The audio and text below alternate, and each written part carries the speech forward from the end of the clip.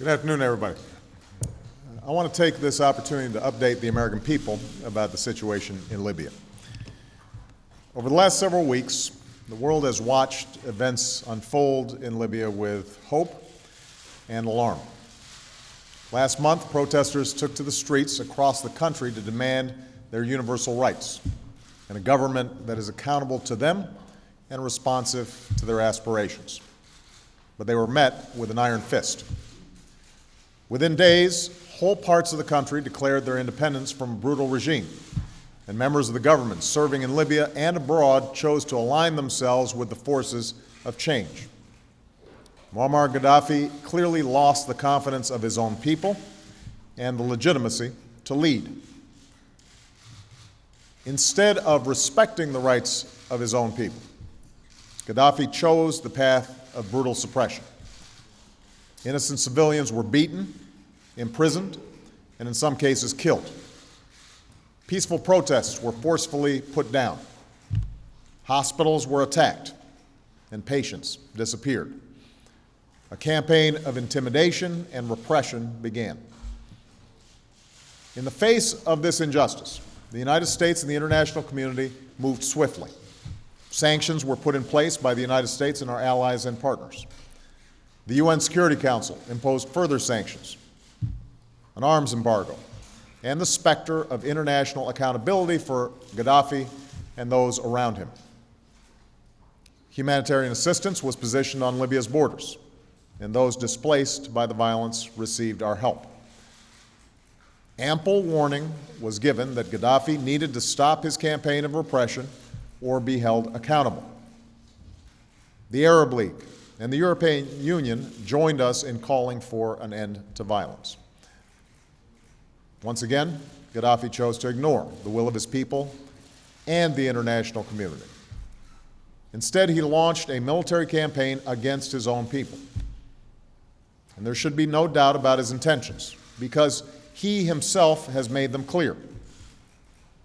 For decades, he's demonstrated a willingness to use brute force through his sponsorship of terrorism against the American people, as well as others, and through the killings that he has carried out within his own borders. And just yesterday, speaking of the city of Benghazi, a city of roughly 700,000 people, he threatened, and I quote, "We will have no mercy and no pity." No mercy on his own citizens. Now, here's why this matters to us. Left unchecked, we have every reason to believe that Qaddafi would commit atrocities against his people. Many thousands could die. A humanitarian crisis would ensue. The entire region could be destabilized, endangering many of our allies and partners. The calls of the Libyan people for help would go unanswered. The democratic values that we stand for would be overrun. Moreover, the words of the international community would be rendered hollow. And that's why the United States has worked with our allies and partners to shape a strong international response at the United Nations. Our focus has been clear: protecting innocent civilians within Libya and holding the Qaddafi regime accountable. Yesterday, in response to a call for action by the Libyan people and the Arab League, the UN Security Council passed a strong resolution that demands an end to the violence against citizens. It authorizes the use of force with an explicit commitment to pursue all necessary measures to stop the killing, to include the enforcement of a no-fly zone over Libya. It also strengthens our sanctions and the enforcement of an arms embargo against the Qaddafi regime. Now, once more, Moammar Qaddafi has a choice. The resolution that passed lays out very clear conditions that must be met. The United States, the United Kingdom, France, and Arab states agree that a ceasefire must be implemented immediately. That means all attacks against civilians must stop. Qaddafi must stop his troops from advancing on Benghazi, pull them back from Ajubia, Misrata, and Zawiya and establish water, electricity, and gas supplies to all areas. Humanitarian assistance must be allowed to reach the people of Libya. Let me be clear. These terms are not negotiable. These terms are not subject to negotiation. If Qaddafi does not comply with the resolution, the international community will impose consequences, and the resolution will be enforced through military action. In this effort, the United States is prepared to act as part of an international coalition. American leadership is essential, but that does not mean acting alone. It means shaping the conditions for the international community to act together. That's why I've directed Secretary Gates and our military to coordinate their planning, and tomorrow Secretary Clinton will travel to Paris for a meeting with our European allies and Arab partners about the enforcement of Resolution 1973. We will provide the unique capabilities that we can bring to bear to stop the violence against civilians, including enabling our European allies and Arab partners to effectively enforce a no-fly zone. I have no doubt that the men and women of our military are capable of carrying out this mission. Once more, they have the thanks of a grateful nation and the admiration of the world.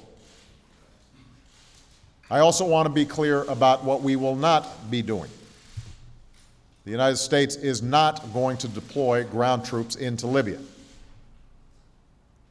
And we are not going to use force to go beyond a well-defined goal, specifically the protection of civilians in Libya. In the coming weeks, we will continue to help the Libyan people with humanitarian and economic assistance so that they can fulfill their aspirations peacefully. Now, the United States did not seek this outcome. Our decisions have been driven by Gaddafi's refusal to respect the rights of his people and the potential for mass murder of innocent civilians. It is not an action that we will pursue alone. Indeed, our British and French allies and members of the Arab League have already committed to take a leadership role in the enforcement of this resolution, just as they were instrumental in pursuing it. We are coordinating closely with them. And this is precisely how the international community should work, as more nations bear both the responsibility and the cost of enforcing international law. This is just one more chapter in the change that is unfolding across the Middle East and North Africa. From the beginning of these protests, we've made it clear that we are opposed to violence. We've made clear our support for a set of universal values and our support for the political and economic change that the people of the region deserve. But I want to be clear that change in the region will not and cannot be imposed by the United States or any foreign power. Ultimately, it will be driven by the people of the Arab world. It is their right and their responsibility to determine their own destiny.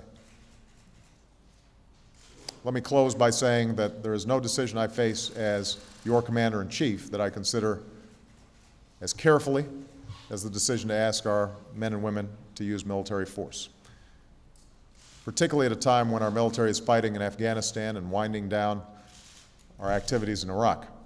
That decision is only made more difficult. But the United States of America will not stand idly by in the face of actions that undermine global peace and security. So I've taken this decision with the confidence that action is necessary and that we will not be acting alone.